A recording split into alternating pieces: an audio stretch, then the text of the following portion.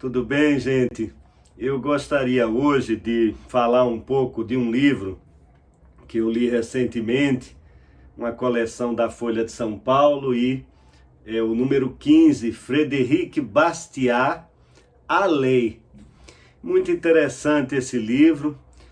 Bastiat é um pensador liberal, né? Defende um liberalismo econômico radical e por isso chamou a atenção aqui, né, bem recebido, apesar de ser um autor antigo, do meio do século XIX. Ele é aclamado pelos setores liberais de direita e foi recentemente esse livro traduzido no Brasil e publicado sob os auspícios do Instituto Fomises, e então que é um outro liberal. E realmente ele contém uma defesa do liberalismo econômico que tem alguns pontos interessantes para a filosofia do direito também. Então eu vou falar sobre as ideias de Bastiat, contextualizá-las e ao final vou dar minha opinião, né, sobre o que eu acho desse pensamento. Na verdade, o que Bastiat defende basicamente nesse livro, primeiro eu quero falar da época em que ele escreve, 1850, né?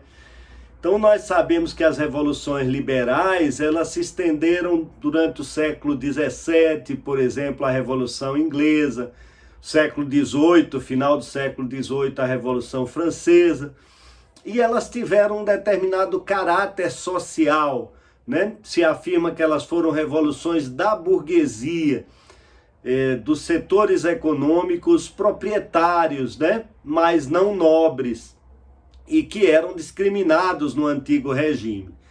Mas as revoluções liberais, elas não tiveram um caráter preponderantemente social nas suas propostas.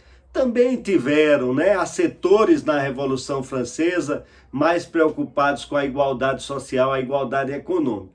Mas, em geral, há um consenso de que ali se tratava mais de uma defesa das liberdades políticas, da liberdade econômica, não propriamente da igualdade social. Mas aí as revoluções do século XIX, né, dos anos 1800 em diante, elas vão começar a ter um outro caráter, um caráter mais social, porque aí, de alguma maneira, o capitalismo já vai ter se desenvolvido, né? As forças produtivas foram liberadas, vamos dizer assim, com as revoluções liberais burguesas, e aí os países se industrializaram completamente.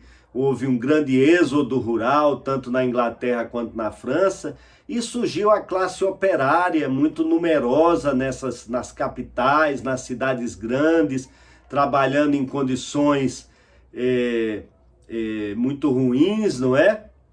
De trabalho, as condições de trabalho muito precárias, grandes jornadas de trabalho muito longas, trabalho da criança, trabalho da mulher sem limite, e uma pobreza muito grande, né? Há um livro que eu tive em mão certa vez que diz Paris e Londres no século XIX, o espetáculo da pobreza, né? E aí as revoluções do século XIX, elas têm um caráter mais social realmente. São esses setores populares, operários, que começam a se mobilizar. Então nós vamos ver isso na França com nitidez, na Revolução já de 1830, né, que acaba com a subida ao poder de Luís Filipe, o chamado rei burguês, né, mas que ela já tem ali no seu desenrolar uma radicalização, a Revolução de 1830. A Revolução de 1848, tanto na França quanto em outros países da Europa, também tem um caráter fortemente social, né? Então, tanto é que o Manifesto Comunista de Marx e Engels é publicado nessa época. E começa dizendo assim: um fantasma ronda a Europa. E o fantasma era o socialismo, né? Era uma proposta de mudança realmente do sistema produtivo, uma mudança radical da sociedade no sentido da igualdade econômica. Então são revoluções totalmente diferentes ou bem diferentes das revoluções liberais, né? Então 1848 na França é uma revolução, uma participação operária, né, dos setores mais pobres muito grande, acaba levando ao poder um sobrinho de Napoleão Bonaparte, que fica muitos anos no poder, até uma outra revolução importante também, de caráter marcadamente social, em 1870, que é a chamada Comuna de Paris, né, que é estudada também por Marx como uma revolução precursora do socialismo, do comunismo, né? Esses revoltosos operários chegam a tomar o poder em Paris durante alguns meses e depois são derrotados. Então, todo o século XIX tem essa característica de revoluções de caráter social, com participação dos setores de operários, de trabalhadores, né? E numa crítica ao regime capitalista, numa oposição às condições de trabalho, à situação dos operários, dos trabalhadores. Então, Frederic Bastiat vai escrever esse livro em torno de 1850. Então é interessante, isso me chamou muito a atenção, porque é o momento em que está havendo uma transição do Estado. É aquele momento, me parece que a gente flagra aqui o momento exato em que o Estado está deixando de ser liberal para se transformar num Estado social, né? Então, eu lembrei de um discurso de Alexis de Tocqueville, que é outro pensador liberal, um discurso que ele faz na Assembleia Nacional, né? Como deputado, salvo engano. Tocqueville faz um discurso contra o direito ao trabalho, né? Porque os setores mais à esquerda, socialistas, já queriam introduzir ali na Constituição um direito ao trabalho. E Tocqueville vai dizer: olha, isso não vai dar certo, porque vai suprimir a liberdade econômica, vai suprimir as liberdades em geral, é muito perigoso. Então está justamente ali Tocqueville resistindo, né, a mudanças no caráter liberal do Estado. E é aí que se insere também Bastiat. Então Bastiat aqui, esse livro é um livro curto, mas é um discurso potente de Bastiat contra essa transformação do Estado. E é bastante surpreendente porque, por exemplo, ele vai se opor aqui à educação pública. Então ele vai dizer que não cabe ao Estado a educação que sempre tinha ficado a cargo de setores privados, digamos assim, da igreja, né?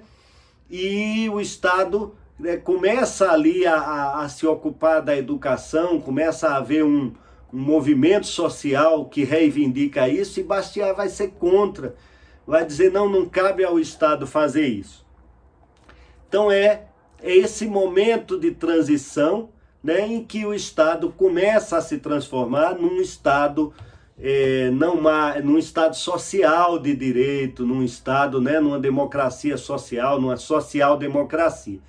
E aí virão as leis trabalhistas, virão as leis previdenciárias, isso tanto na França quanto em outros países, como a Alemanha, né? A Bismarck teve um papel importante na implementação de uma previdência social, ainda no século XIX. E virá a educação pública também, com muita força na França. A educação pública na França virá, né, com muita ênfase, e até hoje é algo central na vida da França, a educação pública.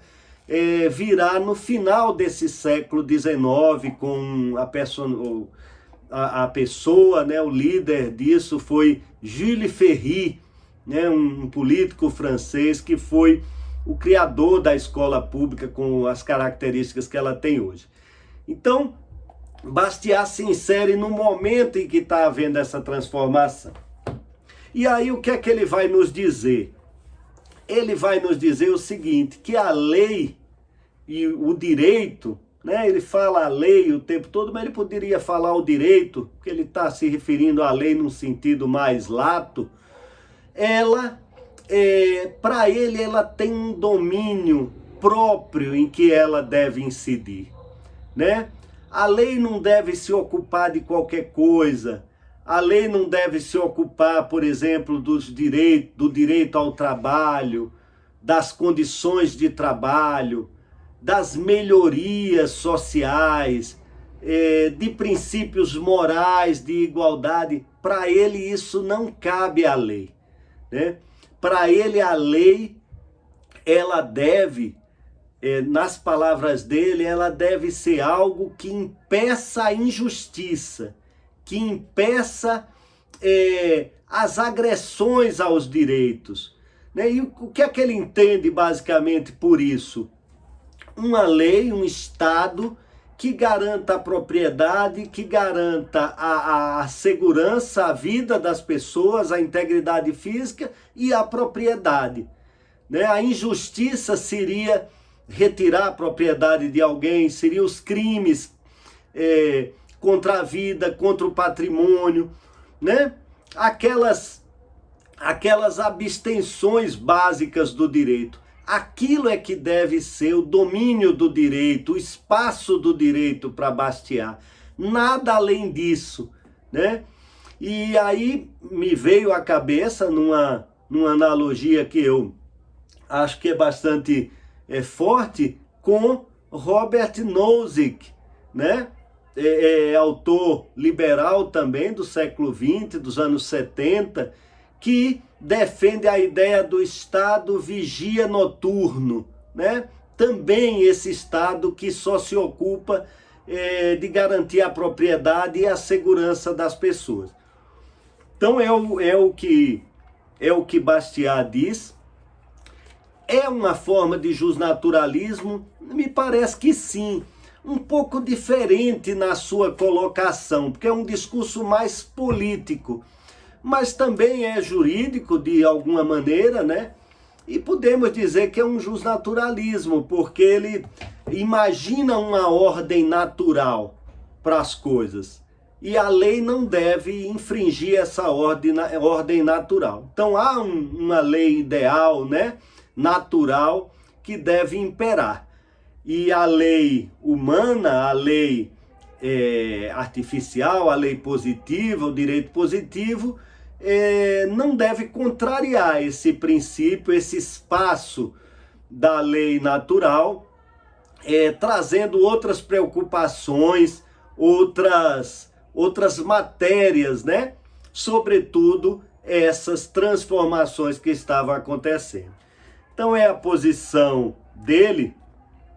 E tem uma passagem interessante em que ele se dirige a um poeta francês, salvo engano, um poeta do romantismo francês chamado Lamartine. E Lamartine foi também um revolucionário. Lamartine participou da Revolução de 1848 e, salvo engano, foi também deputado. E Lamartine era um político de esquerda e defendia já naquela metade do século XIX uma igualdade social. E aí ele tem um debate com Lamartine, e aí ele diz que Lamartine falou o seguinte: eu não penso só na liberdade, eu penso também na fraternidade. Foi o que Lamartine disse, né? Veiculando a sua posição de um Estado mais social. E o que é que Bastiat diz? Bastiat diz, olha, eu não sou contra a fraternidade. E é muito interessante, a gente tende às vezes a achar que o liberal, e eu não me considero um liberal, né? Do ponto de vista do liberalismo econômico, mas a gente tende a achar que o liberal não se preocupa com a igualdade, com as boas condições de vida das pessoas, e não é assim, né? Veja a resposta que Bastiat vai dar a Lamartine. Ele vai dizer, olha, muito bem, mas o segundo princípio que você quer que a lei passe a se preocupar, a fraternidade, vai destruir o primeiro, vai destruir a liberdade. Então o medo dele, de muitos liberais, é que o Estado, quanto mais ele se ocupa em fazer a igualdade, em assegurar condições de vida, em interferir no domínio econômico e em outros domínios, ele vai limitando a liberdade das pessoas, né? Então, a fraternidade iria contra a igualdade, é o que ele responde a Lamartine, é o que Bastiat responde a Lamartine. E, enfim, é isso. Ele é contra a educação pública também, ele diz isso. Ele é contra que a lei se ocupe da moralidade, né? Ele é contra que a lei se ocupe da moralidade, ele chega a falar disso. Eu acho isso um tanto complicado, porque a lei sempre veicula concepções morais, né? Na hora em que a própria lei proíbe que se lesione o outro, né? Essas abstenções de não matar, não roubar, são valores morais que estão sendo albergados pela lei. Então é difícil pensar numa lei que não albergue valores morais, né? Mas se entende o que ele quer dizer, seriam essas preocupações com a igualdade, etc. Isso me lembra um debate mais atual na teoria política, sobretudo anglo-saxão, que vocês podem pesquisar, que é sobre o perfectibilismo. Então, o Estado tem direito de buscar um aperfeiçoamento moral da sociedade, das pessoas, ou não, né? Então, se chama isso de perfectibilismo. Se o Estado tem esse direito, através da lei, da política, de buscar um aprimoramento moral ou não. Então, os que são mais liberais vão ser contra os perfectibilistas, vão dizer que não. Mas eu continuo dizendo, é muito difícil você pensar em um Estado que não veicule pretensões, projetos morais, né? Porque me parece que isso é próprio não só do direito, como da política. E isso também, de alguma forma, é ventilado no famoso debate mais atual também entre o liberalismo e o comunitarismo, né? O comunitarismo também defende que o Estado possa ter um projeto ético, enquanto o liberalismo tende a negar isso de alguma forma. E isso está em Bastiat, né? Eu só queria dizer uma coisa, na hora que ele fala que ele é contra o Estado se preocupar com a fraternidade e que isso vai corroer a liberdade, que é uma posição parecida com a de Nozick, ele vai dizer que cabe às pessoas, através da caridade, da benemerência, minorar a situação dos mais pobres e etc, né? Caberia às esferas privadas e não estatais. E aí que ele diz, não que eu não me preocupe, mas eu não quero que o Estado seja o ator disso, porque ele não deve ser, porque não é o domínio próprio da lei, né? Não é a ordem natural das coisas. Então, basicamente é isso. E eu queria concluir com uma pequena opinião, né, sobre esse tema tão difícil e tão polêmico. Então, até por isso, vai ser uma simples opinião minha. O Bastiat, ele defende, então, um liberalismo político e econômico radical. Eu adiro a todos os princípios do liberalismo político, né, com muita ênfase, mas eu não concordo com esse liberalismo econômico radical. E não concordo por várias razões, né? Poderia me estender mais, mas primeiro uma constatação histórica, né? De fato, os estados evoluíram no sentido que era criticado por Bastiat. Eles evoluíram sim, né, no sentido da proteção dos trabalhadores pela legislação, da criação dos sistemas de previdência social, de educação e de saúde pública. Todos os estados evoluíram nesse sentido, né? Uns com maior ênfase, por exemplo, como a França, que desde o início, desde ali do século XIX, a partir da segunda metade, o Estado vai adquirindo um caráter social muito grande, até outros estados liberais, como os Estados Unidos, né? Mas que vão também, já no início do século XX, adotar a legislação trabalhista, medidas de intervenção no domínio econômico, de toda a ordem, tanto para proteger os trabalhadores, como para proteger a concorrência. Então o Estado evoluiu nesse sentido. Não se pode, não se concebe mais pensar num Estado, o Estado vigia noturno, de Bastiat ou de Nozick, né? Isso parece uma utopia, porque seria inadmissível que o Estado não se ocupasse nem da educação pública, por exemplo, né? E nós poderíamos lembrar uma crítica que é feita a esse tipo de concepção, né, que absolutiza a liberdade econômica. Esses autores, eles vão dizer o seguinte: olha, a liberdade econômica, sem qualquer limite, ela provoca a desigualdade, ela provoca a pobreza. E aquele que é desvalido dos meios econômicos, ele não goza das liberdades, das outras liberdades, pelo próprio fato de ser pobre, né? Pelo próprio fato de não ter o mínimo existencial. Para ele, a liberdade política, a liberdade de expressão, a liberdade de informação acabam sendo quimeras também, né? Porque ele não tem meios de influir na sociedade através da liberdade política, né? Ele não tem meios para exercer sua liberdade de expressão, ele não tem educação, formação para isso. Então essa liberdade, talvez o contrário do que Bastiat disse, né? A liberdade econômica exacerbada, ela acaba corroendo as outras liberdades. Então eu penso que é possível uma conciliação dessas diversas liberdades, por exemplo, com princípios como a função social da propriedade que está inserido na nossa Constituição.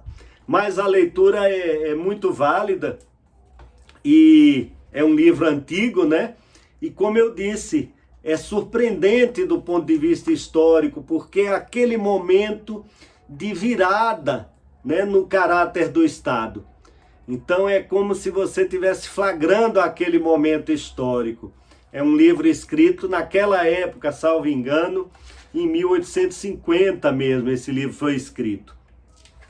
E aí eu lembro de um professor francês que eu tive no meu mestrado em Toulouse, professor Henri Roussillon, e o Roussillon, já falecido, ele disse uma vez na sala de aula algo com que eu concordo. Ele disse: leiam livros antigos, eles são muito formadores, né? Então, o que é que ele quis dizer? Não é só leiam livros clássicos antigos, leiam livros antigos que a gente vai entender, né, como é que o debate se constrói, se construiu, né, na referência aos autores que foram importantes nisso tudo. Então eu sinto isso, que um livro assim, ele sedimenta as nossas concepções e e o nosso conhecimento de como as coisas foram se encadeando, né? E realmente esses debates, tanto na filosofia, quanto na política, quanto no direito, eles não surgem de uma hora para outra. Eles têm toda uma história, todo um desenvolvimento.